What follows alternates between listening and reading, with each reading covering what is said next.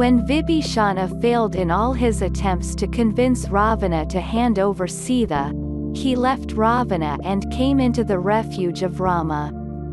Everyone advised Rama not to accept Vibhishana since he is the brother of Ravana.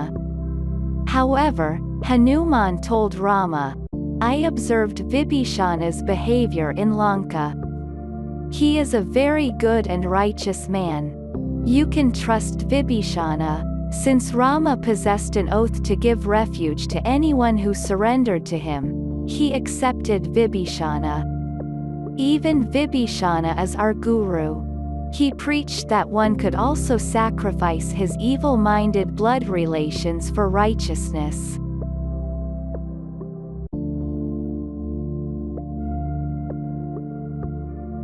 Rama said, "After the death of Ravana, let's give his kingdom to his brother Vibhishana. Lanka belongs to the demons, so let's hand it over to one of them, Vibhishana." Speaking further, Rama told Vibhishana, "Kubera gave the kingdom of Lanka to Ravana, and it is the same that I hand over to you. Therefore, I am giving nothing from my end." Rama regretted saying this. However, some worldly people said, "Rama, don't make promises in haste. You never swerve from your pledge. You always cling to a single word, a single wife, and a single arrow. You have not yet killed Ravana. So how can you announce Vibhishana as the king of Lanka? What will you do if Ravana asks for pardon and surrenders Sita?" Rama said, "I will give away the kingdom of Ayodhya to Vibhishana and fulfill my promise." రాముడి యొక్క రూపం, రాముడి యొక్క మాట ఇది చాలా సౌమ్యంగా ఉంటుంది. ఎప్పుడు ఆయనలో రియాక్షన్ లేదు. రామచంద్రమూర్తిలో ఎప్పుడూ రియాక్షన్ కనపడేది కాదు. కొంతమంది సలహాలు చెప్తూ ఉండేవారు ఆయనకు.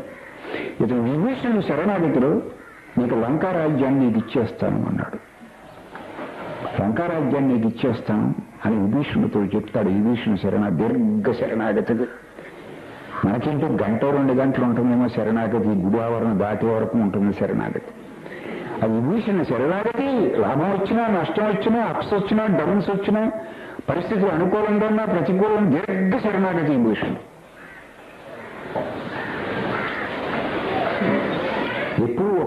ఎప్పుడూ ఒక రకంగా ఉండడం చాలా కష్టం. అలా విభీషణుడి యొక్క శరణాగతిలో విభీషణుడి శరణాగతి మీకు అలా కనిపిస్తుంది. ఆ రాజ్యం ఇచ్చేస్తానన్నప్పుడు రామచంద్రమూర్తి నీకు ఇస్తాను లంకా రాజ్యం అని విభీషణుడు అన్నప్పుడు అలా పొరపాటు మాటలు మాట్లాడొద్దన్నారు కొంతమంది మేధావులు రామచంద్రమూర్తితో. మీరు తొందర మాటలు మాట్లాడుతున్నారు, ఆలోచించి మాట్లాడాలి. మాట్లాడేటప్పుడు ఇప్పుడు రావణాసుడు ఇంకా చనిపోలేదు,